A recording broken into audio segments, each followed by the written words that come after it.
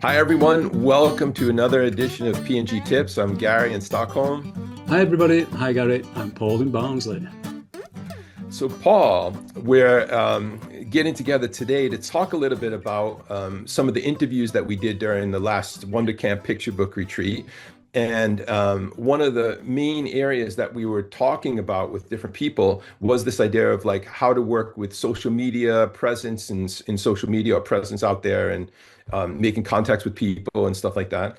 And so to kick it off, basically there's a series of interviews that we did with people like Tita Beredo. Who else did we do? Hannah Hannah, there was Lola Yusupova, Mo O'Hara, and um, Lawrence. Lawrence Roberts. Yeah, Yeah. because it was good when we got to the weekend and we actually put faces to the social media that we've been reading about. So we're able to find out who are these people that have been posting on whatever platform and have a chat to them about it. And it's something that's always been important. We get heads down, we're typing, we're illustrating, working on books. We need to think outside the box, and it's so important to get yourself promoted and out there. And quite a few of these interviews touched on that, and different social media platforms that they're using.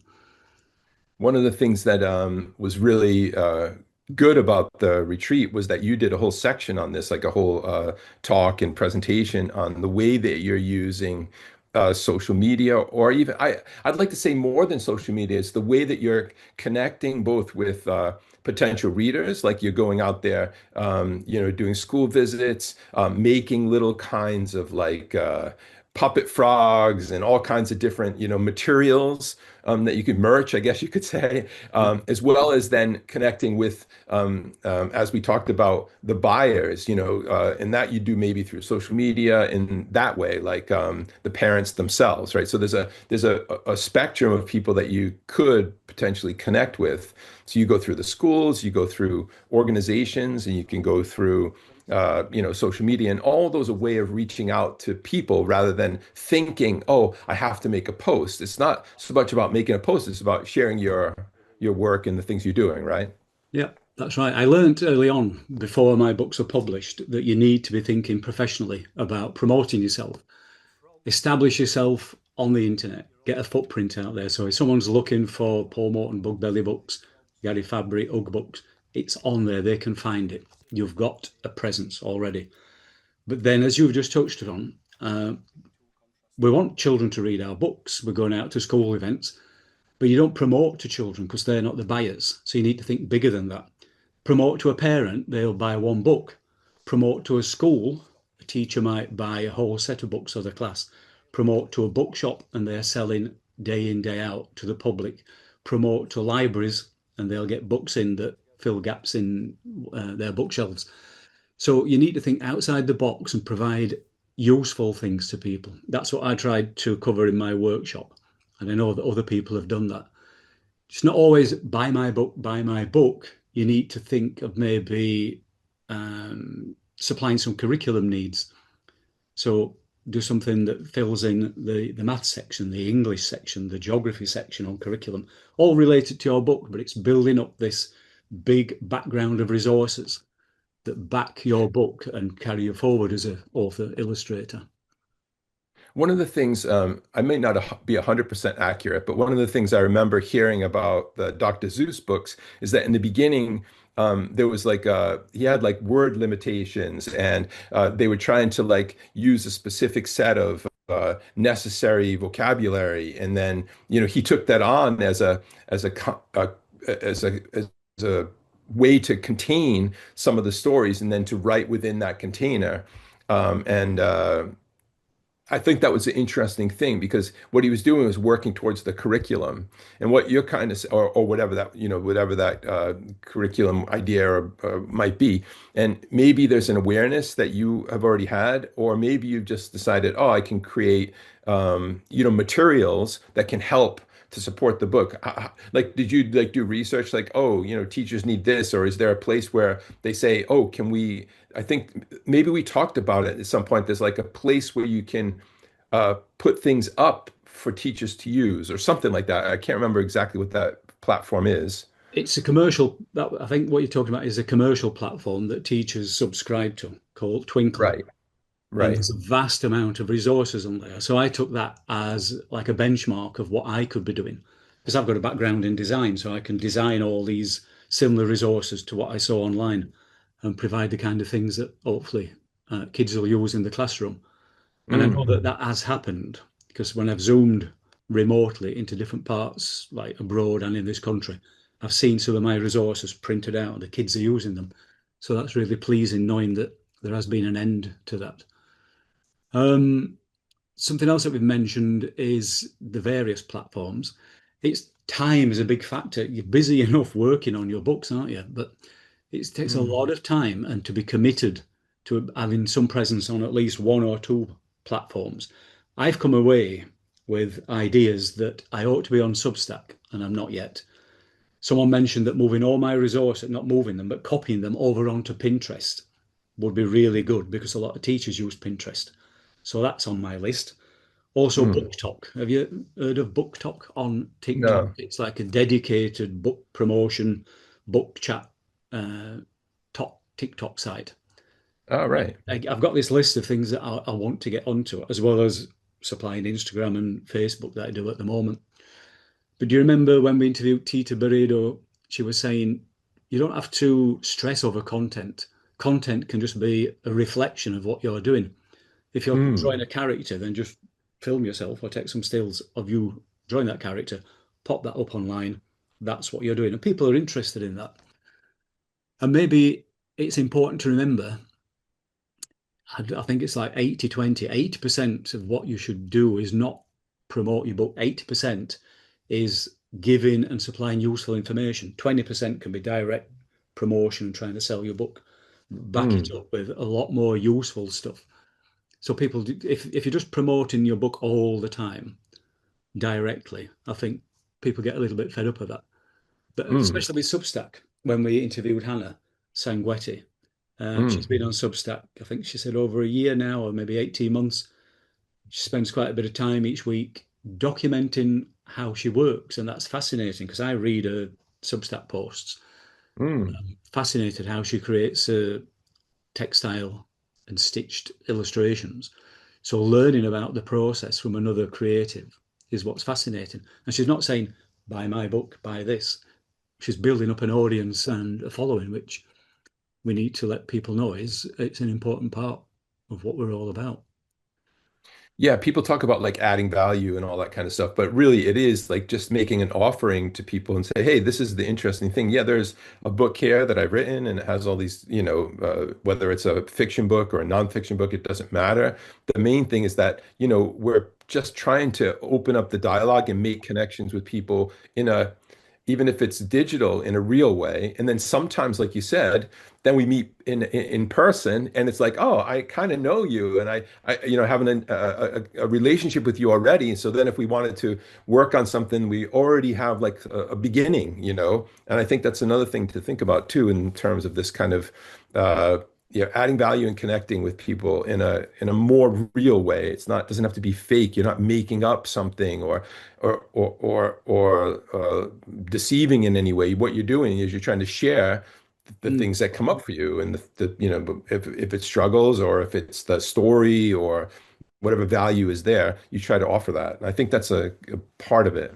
It is. It's all part of being professional as well, being a professional picture book Mm, creator. Mo O'Hara, when we interviewed her, she said, be professional about the way that you approach things. You have to advocate for yourself. But there's lots of help out there. She mentioned Society of Authors as one place you can go to. So no need to feel mm, alone when you're setting off on this venture. And you interviewed mm. Lola Yusupova. Um, I was interested to find out that she's got a degree in marketing because it now answers a few questions. Like she's really good at how she promotes herself. And she's obviously Mm. using some of that skill and wisdom. But she also said that she gets a lot of her clients from Instagram. So it's not just Yeah. about letting people know about myself and what I've got to offer. She gets new work through Mm. that as well. Yeah, and she said something about like behind the scenes, like to show a little behind the scenes makes people understand that this is a real person, not an AI that's creating this stuff that she's working on. And she wants to share that as well and say, hey, here I am, drawing this thing. Check it out. I thought that was an interesting, thing to say as well. And that people identify with her and think, oh, she's cool. Let me be one of her clients or buy one of her works or whatever it might be. And that's going to be more important these days, showing that it's not AI that's producing your books. Just this month in Bookseller, I think there's 3 instances of where people have questioned whether books have been created by AI. Mm. And one that had got something like 14 different people bidding in a bid to get the book, and it got a $2 million contract. It's been pulled off the shelves already because it's not proved yet, but they're still questioning whether it's been AI. So yeah, Mm. showing that you're the creator, you're doing the hands-on work. Didn't realize when we started this that's going to be important going forward in the future. Yeah. I mean, I have both a combination of thoughts about that. We could do another podcast separately about that. I think in the future, we'll be going more and more hybrid in ways, just like, film is not made, film isn't theater, right? We don't just put a camera up and film what's on the stage. There's all kinds of special effects and tricks and Yeah. things that people are using and the collaborative, approach to making those things. I think that in the future, in some way, shape, or form, probably we're going to embrace that, but we can cover that on another another podcast. It's a giant discussion. We could probably have like 5 podcasts about that. But let's not go there now. But instead, let's go and see some of the interviews that we did during the picture book retreat. Yeah. Yeah, and we'll see what people have to say. A few of these people. Yeah. Enjoy the videos. Here they come. I know you've been posting quite a lot on Substack recently. Yes. To promote yourself. Yeah. So behind all the learning and workshops and Bologna, individual illustrator writer do have to be out there. That's something I'm going to be touching on this afternoon. Yeah. When did you just mention a bit about Substack? I started working with Substack about a year and a half ago because I don't have a lot of time that I want to invest in sharing my work with the world, but I have to do something. So it felt like a platform that I could mix writing and images in a more long form content, and also that was more permanent. So if people wanted to come back to it in the future, they could still find it there. And also I could use it to send my work straight into people's inboxes because they can sign up for it like a newsletter. So I like to write and include images there and put my process and some of my projects as they're coming out in the world. And also to write in both Italian and English there because I'm English, but I'm based in Italy. So it gives me a chance to speak to both audiences on the same platform. Twice the work, but that good opportunity. Well, Yeah. it's work because your Yeah. visibility has been raised by me. I see you quite often. Yeah. I always take a look and see what Yeah. you're doing with interest. Yeah, thank you. And your work and everyone else's work is out in the chapel for on Yeah. display. Yeah, There's some amazing variety of work, published, non-published, just raw ideas in progress. Yeah, it's lovely to have the opportunity, the time to look at the work of other people on the course, and because it's quite a small group, not only can you see their work, but you can go and talk to them afterwards and have a good chat about what they do and where they're going. Whereas bigger events like Bologna, there's so many people, it's hard to build that relationship, whereas here there's really time for that. It's good that you recognise, as well as Bologna, this is always valuable and special. Absolutely, absolutely. Thank you for running it so that we get to come back to this beautiful space. Thanks for the chat. Thank you. Thank you. One of the things that a lot of the people that, because we have this, podcast thing, but a lot of the people that are here and everything don't really have a social media presence, and you work a lot with that. Can you talk about like your process and what you do with that? I have a bachelor degree in marketing, and I worked with social media of like a lot of IT companies, so I know how it works, and it helps me to promote myself. So most of my clients come from Instagram, and it is very important to keep presence there. Even if you don't have time to post regularly, at least you need to display like your best work on like your first post, and you also need to show maybe your process, because nowadays a lot of AI thing happening, and when people see how you really work, all your process. It increases like Credibility, trust. just trust, yeah. And it's really nice. And I know that a lot of authors, they look for illustrators in Instagram. Right. Yeah.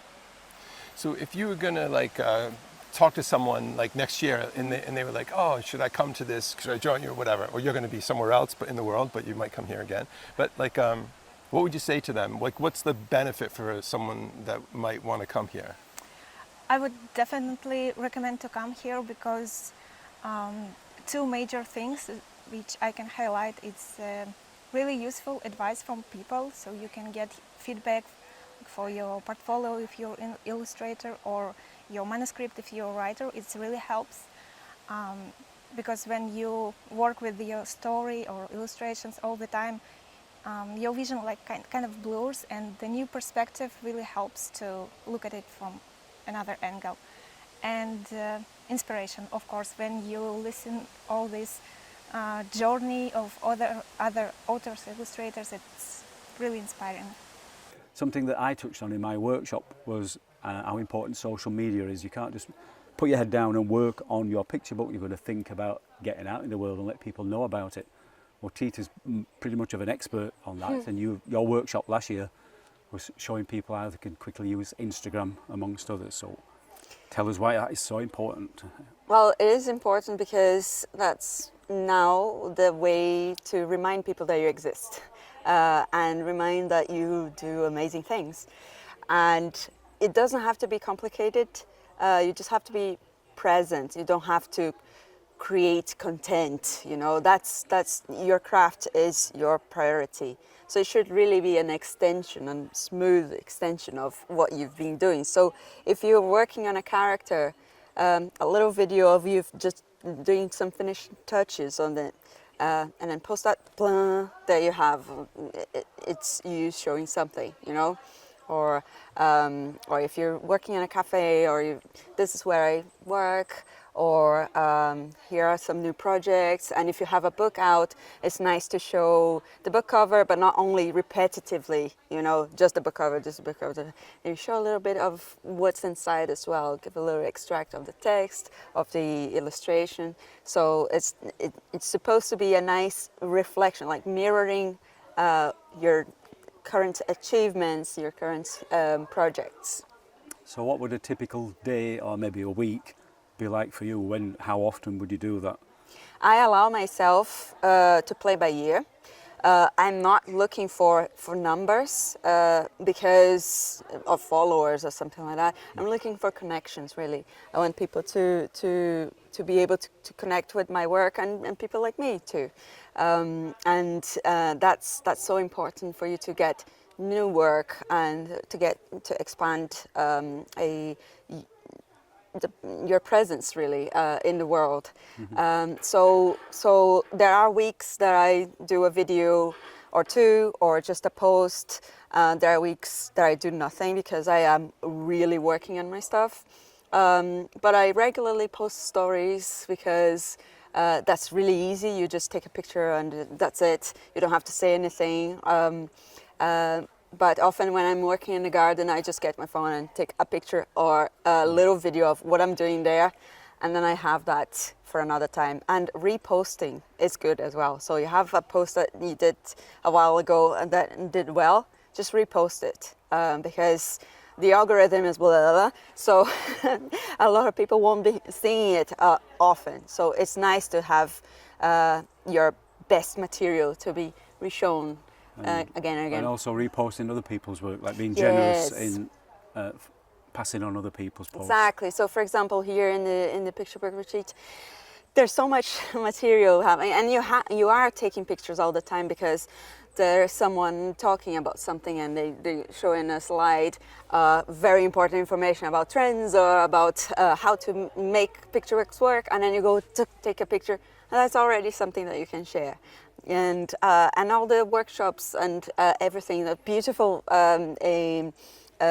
material and protections that Petra has been doing, it's like that's already like you're posting not only somebody else's work, but something that you connected with, and in a place that you felt connected with a lot of people. So you are also building community by responding to the community that you live in. That's like a win-win situation, isn't it? Exactly.